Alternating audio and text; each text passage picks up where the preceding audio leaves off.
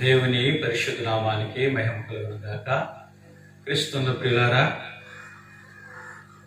ప్రభువైన యేసుక్రీస్తు నామములో మీ అందరికీ నా హృదయపూర్వక వందనాలు తెలియజేస్తున్నా. ఈ సమయంలో మనము దేవుని వాక్యాన్ని పరిశుద్ధ గ్రంథములో నుండి ధ్యానించడానికి ముందు చిన్న ప్రార్థన చేసుకుందాం. తల ఉంచి కళ్ళు మూసుకున్నట్లయితే ప్రార్థించుకుందాం.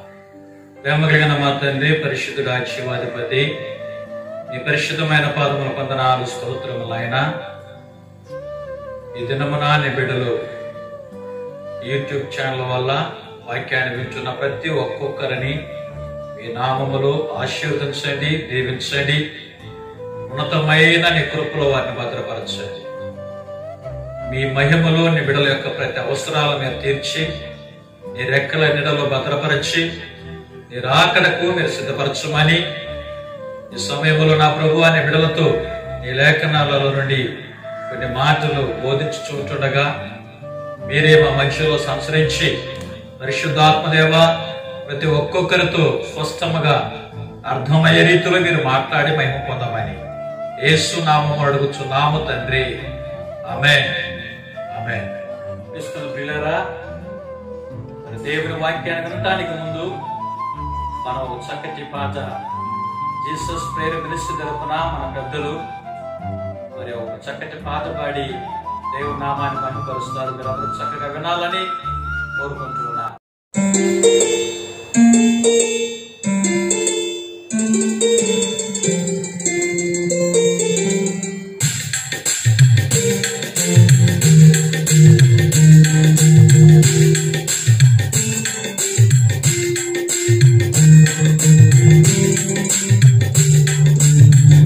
సియోను ప్రియుడా నా యేసయ్యా, సియోను ప్రియుడా నా యేసయ్యా, నీ ఆగమన కాంక్షయే నా శ్వాసగా బ్రతుకుచున్నాను అనునిత్యము, బ్రతుకుచున్నాను అనునిత్యము. సియోను ప్రియుడా నా యేసయ్యా, నీ ఆగమన కాంక్షయే నా శ్వాసగా.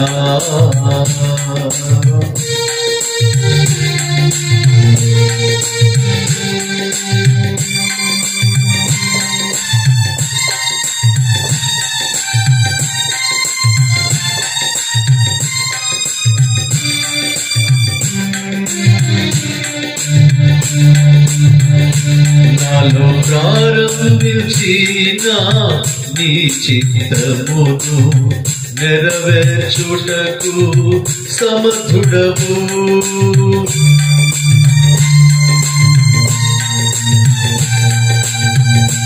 నాలో ప్రారంభించిన నీ చిత్తమును నెరవేర్చుటకు సమర్థుడవు.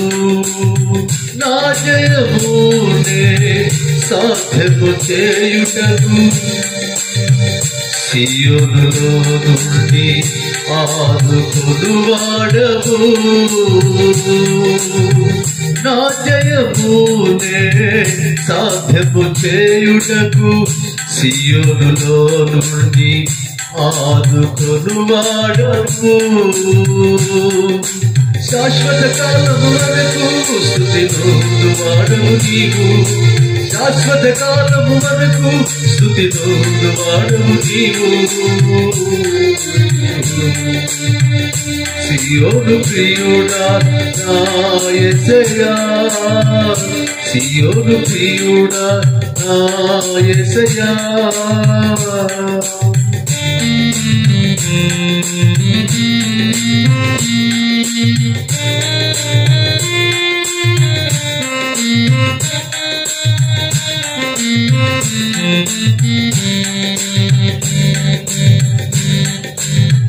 పిలుపు ఏర్పాటును నిశ్చయము చేయుటకు, పిలుపు ఏర్పాటును నిశ్చయము చేయుటకు మారని కృపలతో పూర్ణునిగా మార్చుటకు నాయడ నీకున్న అద్భుత సంకల్పమే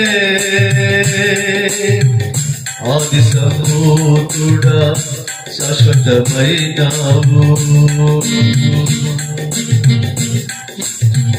సియోను ప్రియుడా నా యేసయ్యా సియోను ప్రియుడా నా యేసయ్యా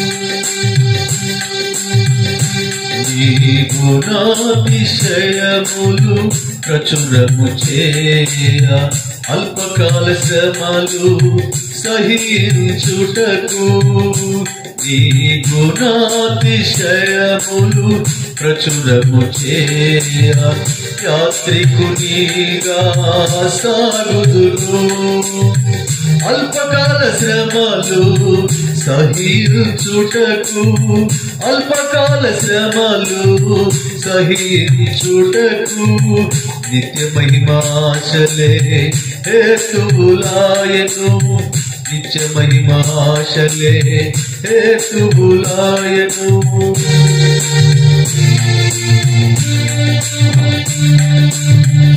సియోను ప్రియుడా నా యేసయ్యా సియోను ప్రియుడా నా యేసయ్యా ఈ ఆగమన కాంక్షయే నా శ్వాసగా బ్రతుకుచున్నాను అనునిత్యము బ్రతుకుచున్నాను అనునిత్యము సియోను ప్రియుడా నా యేసయ్యా ఈ దినమున దేవుడు మనకిచ్చిన అంశం ఏమిటంటే పంచస్తోత్రములు. విశ్వాసికి ఉండవలసిన పంచస్తోత్రములు.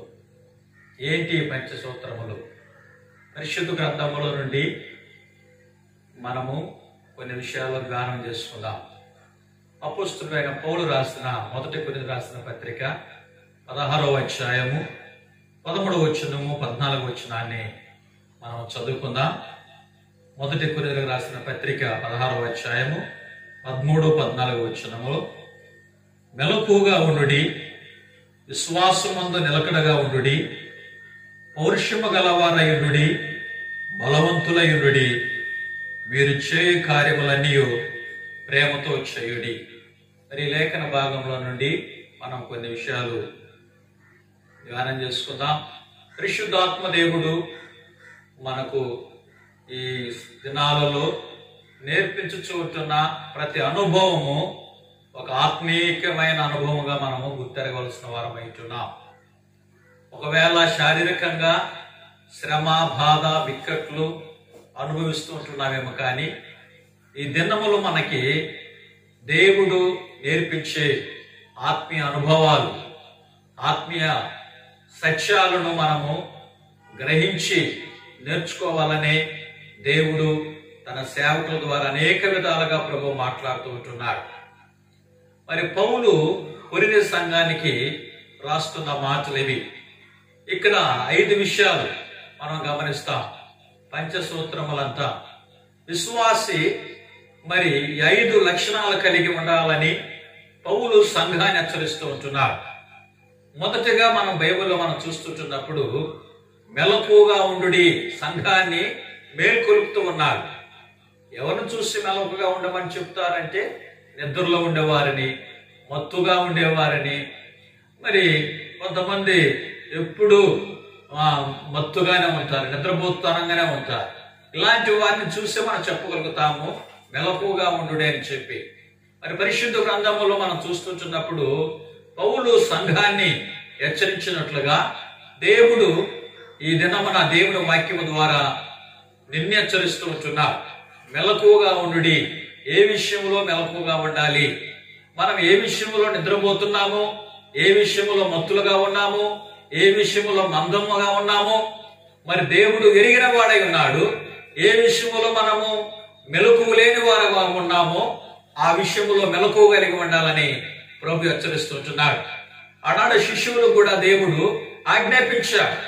శిష్యువులని ఆయన వెంటబెట్టుకొని ఆయన ప్రార్థన చేయటానికి వెళ్ళినప్పుడు ఆయన శిష్యువులని యేసు ప్రభు వారు హెచ్చరించారు. యేసు ప్రభు వారి శిష్యువుల్ని ఏమని హెచ్చరించాడంటే మత్తయి సువార్తలో మనం చూస్తాము 26వ అధ్యాయము, మత్తయి సువార్త 26వ అధ్యాయము 41వ వచనములో మనం చదువుతుంటున్నప్పుడు అక్కడ యేసు ప్రభు వారు చెప్పిన మాట గమనించండి. మీరు శోధనలో ప్రవేశించుకుంటున్నట్లు మెలకువగా ఉండి ప్రార్థన చేయుడని ప్రభు తన శిష్యులను ఆజ్ఞాపించాడు. చూడండి ప్రియులారా, యేసు ప్రభు వారు ఆయన శిష్యులను వెంటబెట్టుకొని ఆ గెత్సెమనే తోటలో ప్రార్థన చేయడానికి వెళ్ళినప్పుడు ఆయన చెమట రక్తముగా మారినట్లుగా మనం చూస్తాం. అయితే క్రీస్తు ప్రభు వారు ఆ రీతిగా ప్రార్థించినప్పుడు శిష్యులు ప్రార్థన చేయలేని స్థితిలో నిద్రమత్తులుగా మరి వారు మత్తులుగా ఉన్నప్పుడు దేవుడు అక్కడికి వెళ్లి వారిని హెచ్చరించిన విషయాన్ని మనం చూస్తాం. 36వ వచనం రాయబడి ఉంది, యేసు వారితో కూడా గెత్సెమనే అనబడిన చోటికి వచ్చి నేను అక్కడికి వెళ్లి ప్రార్థన చేసి వచ్చే వరకు మీరు ఇక్కడ కూర్చుండరని శిష్యులతో చెప్పి పేతురును జెబెదయి ఇద్దరు కుమారులు వెంటబెట్టుకొని పోయి దుఃఖపడుటకును చింతాక్రాంతుడగుటకును మొదలుపెట్టును. అప్పుడు యేసు మరణమగునంతగా నా ప్రాణము బహు దుఃఖములో మునిగి ఉన్నది, మీరు ఇక్కడ నిలిచి నాతో కూడా మెలకువగా ఉండుడని వారితో చెప్పి కొంత దూరం వెళ్లి యేసుక్రీస్తు ప్రభు వారు సాగిలపడి ఆయన ప్రార్థించినట్లుగా మనం చూస్తుంటున్నాం. ఆయన ప్రార్థన చేసి మరలా శిష్యుల దగ్గరికి వచ్చారు. శిష్యులు మెలకువగా ఉన్నారా, ప్రార్థించుచున్నారా లేదని చెప్పి శిష్యులు చూడటానికి వచ్చినప్పుడు శిష్యులందరూ నిద్రించుచుండట యేసు ప్రభు చూశారు. ప్రభు అక్కడ చెప్పబడుతున్న 40వ వచనములో ఆయన మరలా శిష్యులు ఎదురుకు వచ్చి వారు నిద్రించడం చూచి ప్రభు అడిగిన మాట ఏమిటి తెలుసా? ఒక్క గడి అయినను నాతో కూడా మేల్కొని ఉండలేరా? ప్రభు ఎందుకు హెచ్చరించాడు శిష్యులంటే, మీరు శోధనలో ప్రవేశించకూడనట్లు మెలకువగా ఉండి ప్రార్థన చేయండి. శోధనలు వస్తాయి, శోధనలు రాక తప్పు. అయితే ఆ శోధనలో ప్రవేశించకుండా మనం కాపాడబడాలంటే ప్రార్థనలో మెలకువ కలిగి ఉండాలి. శోధనలో నుంచి మనం తప్పించబడాలంటే మెలకువ కలిగి ప్రార్థన చేయాలి. ఎప్పుడో శోధన వచ్చినప్పుడు, కష్టం వచ్చినప్పుడు, బాధ వచ్చినప్పుడు ప్రార్థన చేయడం కాదు.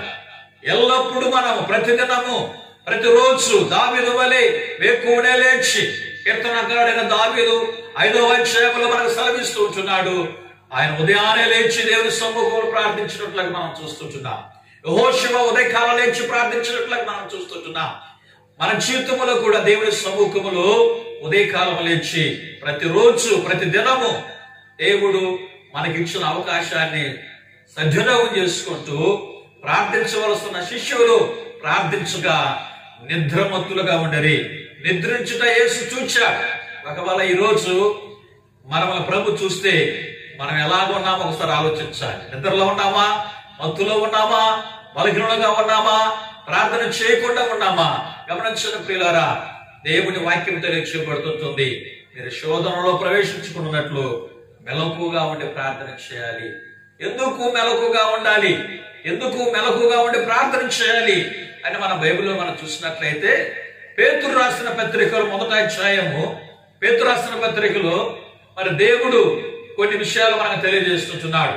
1 పేతురు రాసిన పత్రిక 5వ అధ్యాయము 8వ వచనంలో దేవుని వాక్యం చెప్పబడుతుంటుంది, లోకమందున్న మీ సహోదరులయందు ఈ విధమైన శ్రమలు నెరవేర్చుచున్నవని ఎరిగి, అంటే శ్రమ దినాలు రాబోతున్నాయి. లోకమందున్న మీ సహోదరులయందు ఈ విధమైన శ్రమలు నెరవేర్చుచున్నవని ఎరిగి విశ్వాసమందు స్థిరులయ్యి వారిని ఎదిరించునని చెప్పి దేవుని వాక్యాన్ని చూస్తాం. బాగా గమనించండి, మన విరోధైన అపవాది గర్జించు సింహం వలె ఎవరిని మెరుగుదరా అని చెప్పి వాడు తిరుగులాడుచుంటున్నాడు కాబట్టి మనము వాడి చేతులు చిక్కకుండా గర్జించు సింహము అంటే బాగా గమనించిన పిల్లారా, వాడు సింహం లాంటి వాడే కానీ సింహం మాత్రం కాదు. వాడు ఎవరు మెరుగుదరా అని చెప్పి వాడు తిరుగులాడుతున్న సందర్భములలో వాడి చేతులు మనం చిక్కకుండా ఉండాలంటే మెలకువగా ఉండి ప్రార్థన చేయవలసిన వారమై ఉంటున్నాం.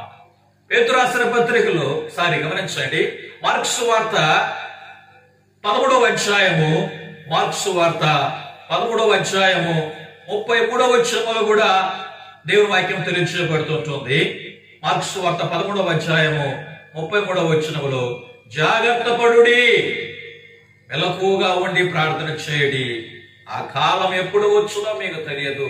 ఇక్కడ మెలకువగా ఉండమని దేని కొరకు హెచ్చరిస్తున్నాడంటే ప్రభు రాకడ ఎప్పుడు వచ్చునో మనకు తెలియదు. ఆయన ఏ జామున వచ్చునో మనకు తెలియదు. ఆయన ఏ సమయంలో వచ్చునో మనకు తెలియదు. ఆయన అకస్మాత్తుగా వచ్చి మీరు నిద్రపోవచ్చునని చూచునేమో గనుక మెలకువగా ఉండడని ప్రభు దేవుని వాక్యము పౌలు ద్వారా హెచ్చరిస్తున్నాడు. ఒకవేళ ఆయన మొదటి జామున వచ్చునో, రెండో జామున వచ్చునో, మూడో జామున వచ్చునో, నాలుగో జామున వచ్చునో, ఏ జామున వచ్చునో మనకు తెలియదు కనుక ప్రభు ఏ జామున వచ్చినా ఆయనతో కూడా మనము ఎదుర్కోవటానికి, ఆయనతో కూడా మనకు ఎత్తబడటానికి మనము మెలకువగా ఉండి ప్రార్థన చేయాలి. ఆయన మధ్యాకాశమునకు వచ్చి కడవర శబ్దం విన్నప్పుడు, దేవుని యొక్క స్వరాన్ని విన్నప్పుడు మనం ఎత్తబడాలంటే ప్రార్థనలో మెలకువ కలిగి ఉండాలి. శోధనలో ప్రవేశించుకున్నట్లు మెలకువగా ఉండి ప్రార్థన చేయాలి. మరి ఇంకొక విషయాన్ని మనము ప్రకటన గ్రంథంలో మనం చూస్తుంటున్నాం ప్రియులారా. ప్రకటన గ్రంథంలో మనం చూస్తున్నట్లయితే ప్రకటన గ్రంథము 16వ అధ్యాయము 16వ వచనములో దేవుని వాక్యం తెలియజేయబడుతుంటుంది. ఇదిగో నేను దొంగ వలె వచ్చుచున్నాను, తాను దిగంబరుడుగా సంచరించుచున్నందున జనులు తన దిశములను చూతురేమో అని మెలకువగా ఉండి తమ వస్త్రములను కాపాడుకున్నవాడు ధన్యుడు. ఒకటి, మెలకువగా ఉండి ప్రార్థన చేయాలి. శోధనలో ప్రవేశించుకున్నట్లు మెలకువగా ఉండి ప్రార్థన చేయాలి. నిబ్రమైన బుద్ధి కలిగిన వారమైన దేవుని సముఖంలో ప్రార్థన చేయాలి. మూడవది మనం చూసినట్లయితే మెలకువగా ఉండి తమ వస్త్రములను కాపాడుకున్నవాడు ధన్యుడు. మెలకువగా ఉండి తమ వస్త్రములను కాపాడుకున్నవాడు ధన్యుడు. చూడండి ప్రియులారా, ఏ వస్త్రాల గురించి ప్రభు మాట్లాడుతున్న విషయాన్ని గమనించాలి. ఈ వస్త్రమును కాపాడుకోమంటున్నాడు. ఏ వస్త్రాలంటే రక్షణ వస్త్రము, మహిమ వస్త్రము, దేవుడు మనకు అనుగ్రహించిన నీతి వస్త్రము. మరి వస్త్రాలను గురించి ఇంకా మనం గమనించే చాలా వస్త్రాలు ఉన్నాయి. అయితే ప్రభు అంటున్నాడు, తమ దిశమూలను చూతురేమని చెప్పి మెలకువగా ఉండి తమ వస్త్రములను కాపాడుకున్నవాడు ధన్యుడని చెప్పి దాని వాక్యాన్ని చూస్తున్నాం. ఒక యవనస్తుడు యెరూషలేములో నుండి ఎరుకో పట్టణానికి వెలుచున్నాడు. ఆ యెరూషలేము పట్టణం నుండి ఎరుకో పట్టణానికి వెలుచున్నప్పుడు మార్గ మధ్యములో దొంగలు అతను పట్టుకొని అతను కొట్టి గాయపరిచి తన వస్త్రాలను దోచుకుంటారని మనం దేవుని వాక్యాన్ని చూస్తున్నాం. ఎక్కడైనా దొంగలు దేవుని దోచుకుంటారంటే ఒక వ్యక్తి నుండి అతని దగ్గర ఉన్న డబ్బు, బంగారము, ఇంకేమన్నా వస్తువులు, విలువైన వస్తువులు దోచుకుంటారు. అయితే ఇక్కడ దొంగలు దోచుకున్న యవనస్తుల దగ్గర నుంచి ఏమి దోచుకున్నారంటే అతను వస్త్రాలు దోచుకున్నారంట. బాగా గమనించండి సత్యము. ఆ యవనస్తుడు ఎక్కడి నుండి ఎక్కడికి వెళ్తున్నాడు? యెరూషలేములో నుండి ఎరుకోకు వెళుచున్నాడు. యెరూషలేము అనేది ఒక పుణ్యక్షేత్రమైన స్థలం, ఒక పరిశుద్ధమైన స్థలం, దేవుని యొక్క నివాస స్థలములో ఉన్న ఈ వ్యక్తి యవనస్తుడు ఎరుకో పట్టణం, ఎరుకో అనగా శపించబడిన పట్టణం, అది శపించబడిన ప్రాంతానికి వెలుచుంటున్నాడు. వెలుచుంటున్న తన జీవితంలో జరిగిన ఆ భయంకరమైన విపత్తు ఏమిటంటే దొంగలు అతను పట్టుకొని అతను గాయపరిచి అతని వస్త్రాలు దోచుకొని ప్రాణ ప్రాణాలతో విడిచి వెళ్ళిపోయారంట. అందుకే ప్రభువుకి రాస్తూ ఉంటున్నాడు, జనులు తమ దిశములను ఎక్కడ చూతురేమో అని తమ వస్త్రములను మెలకువగా ఉండి తమ వస్త్రములను కాపాడుకున్నవాడు, మెలకువగా ఉండి తమ వస్త్రములను కాపాడుకున్నవాడు దాన్ని చెప్పి చూస్తుంటున్నాం. అందుకే ప్రభు అన్నాడు, మెలకువగా ఉండి మనకు దేవుడిచ్చిన రక్షణ వస్త్రం, మహిమ వస్త్రం, నీతి వస్త్రాన్ని మనం కాపాడుకోవాలి. ఆయన ఏ జామున వచ్చినా మనం సంసిద్ధం కలిగి ఉండాలి. ఆ రీతిగానే పరిశుద్ధ గ్రంథముల నుండి మనం ఇంకా చక్కగా దేవుని వాక్యాన్ని ధ్యానించినట్లయితే పౌలు రాస్తూ ఉంటున్నాడు, మొదటి పేతురు రాసిన పత్రిక 4వ అధ్యాయం 7వ వచనం మనం చూసినట్లయితే, అయితే అన్నిటి అంతము సమీపమై ఉన్నదిగా మీరు స్వస్థ బుద్ధి గలవారై ప్రార్థనలు చేయుటకు మెలకువగా ఉండుడి. దేవుని వాక్యము పరిశుద్ధ పౌలు ద్వారా హెచ్చరిస్తూ ఉంటున్నాడు. ప్రియులారా, అన్నిటి అంతము సమీపమై ఉందని చెప్పి దేవుని వాక్యాన్ని చూస్తుంటున్నాం. అనగా ఇప్పుడు మనం నివసించుతున్న ఈ దినాలు, మనం జీవించుతున్న దినములు మరి త్వరగా గతించిపోతున్నాయి. మరి అంతిమ సమయంలో మనం ఉన్నాం, చివరి గడియలలో మనం ఉంటున్నాం. మరి దేవుని యొక్క వాక్య ప్రకారము పరిశుద్ధ గ్రంథము నుండి మనం చూసినట్లుగా మనము ప్రార్థనల యందు మెలకువ కలిగి ఉండాలి.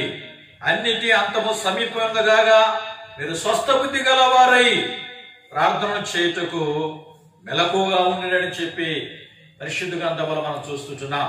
మొదటి దశలో రాసిన పత్రికలో మనం చూసినట్లయితే, మొదటి దశలో రాసిన పత్రిక 5వ అధ్యాయము 6వ వచనములో మనం చూస్తాము, కావున ఇతరుల వలె నిద్రపోకుండా మెలకువగా ఉండుడి.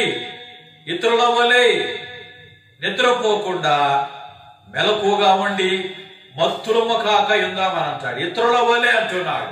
ఇతరుల అంటే లోకానుసారులు, అన్ని జనులు, అవిశ్వాసులు. మరి దేవుడు సంఘాన్ని హెచ్చరిస్తూ ఉన్నాడు, విశ్వాసులు హెచ్చరిస్తూ ఉన్నారు. ఇతరుల వలె మీరు ఉండకూడదు. ఇతరులైతే నిద్రిస్తూ ఉన్నారు, ఇతరులైతే అవిశ్వాసముగా లోకముతో కలిసిపోతున్నారు. కానీ వారి వల్లే మీరు ఉండకూడదు. ఈరోజు దేవుడు మనందరికి ఒక బాధ్యత ఇచ్చి ఉన్నాడు. ఏంటంటే తెలుసా? మెలకువగా ఉండి దేశం కొరకు ప్రార్థించమని ప్రభు కోరుకుంటున్నాడు. అందుకే ఇక్కడ పౌలు హెచ్చరిస్తున్నాడు, ఇతరుల వలె నిద్రపోక మెలకువగా ఉండుడి, మత్తులము కాక ఉందాము. దేవుని వాక్యాన్ని వింటున్న ప్రియమైన వారలారా, మనము ఇతరుల వలె ఉండకూడదు, గాని విశ్వాసిగా దేవుని రక్తములో కడగబడిన దేవుని బిడలముగా, క్రీస్తు రక్తంలో విమోచించబడిన ఆయన స్వాచ్ఛముగా, ఆయన సొత్తైన ప్రజలుగా మనం ఉన్నాము కనుక మనం ఇతరుల వలె కాకుండా మెలకువగా ఉండి దేవుని సముఖములో ప్రార్థించవలసిన అవసరమై ఉంటున్నది. ఒకవేళ మందిరానికి వెళ్ళి ప్రార్థించలేమనుకుంటున్నావేమో, నీ ఇల్లే నీకు ఒక ప్రార్థనా గృహముగా మార్చబడి ఉన్నది. నీ కుటుంబములో నువ్వు అనుదినము దేవుని సముఖములో ప్రార్థించాలి. మత్తయి రాసిన సువార్తలు మనం చూస్తాం. ప్రియులారా, మత్తయి సువార్త 24వ అధ్యాయము, మత్తయి సువార్త 24వ అధ్యాయము 42వ వచనములో మనం చూసినట్లయితే దేవుని వాక్యం చెప్పబడుతూ ఉంటున్నది. ప్రియులారా, కావున ఏ దినమున మీ ప్రభువు వచ్చునో మీకు తెలియదు కనుక మెలకువగా ఉండుడి.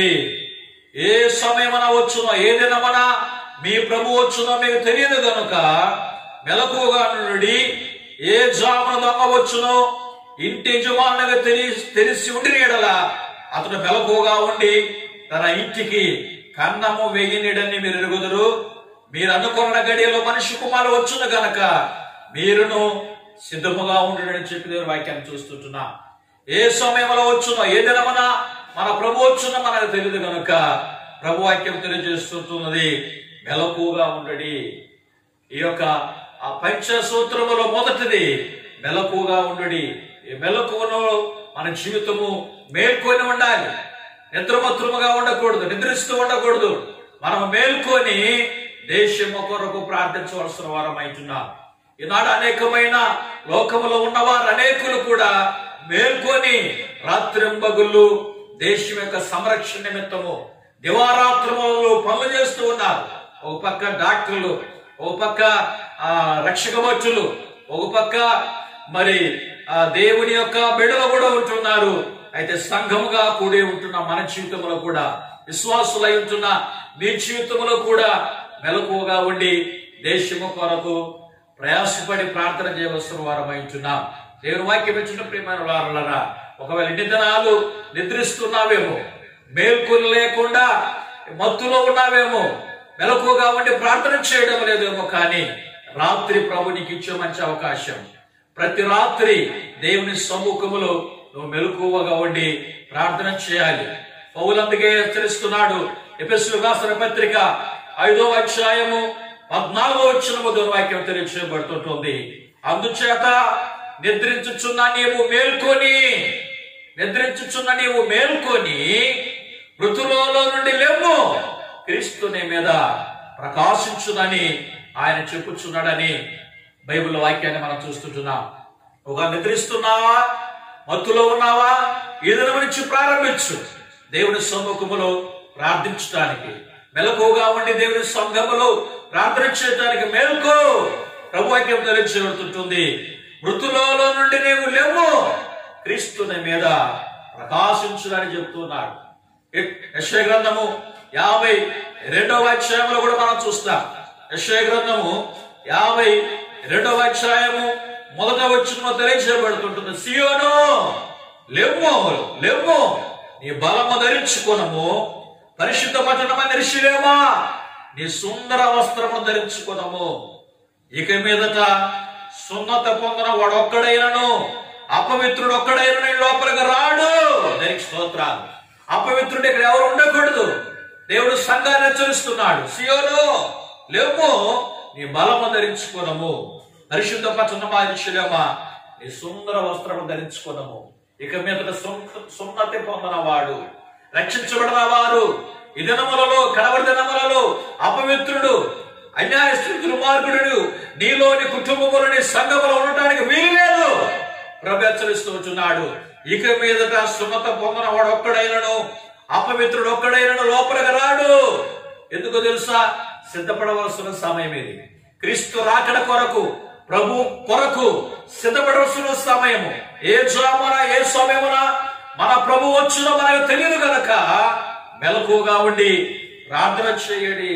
ఇతరుల వల్లే మనం నిద్రపోకుండా ప్రియమైన దేవుని సంగమా, లోకము కొరకు, లోకములో ఉన్న ప్రజల కొరకు మెలకుగా ఉండి ప్రార్థన చేయవలసిన అవసరం అవుతున్నది.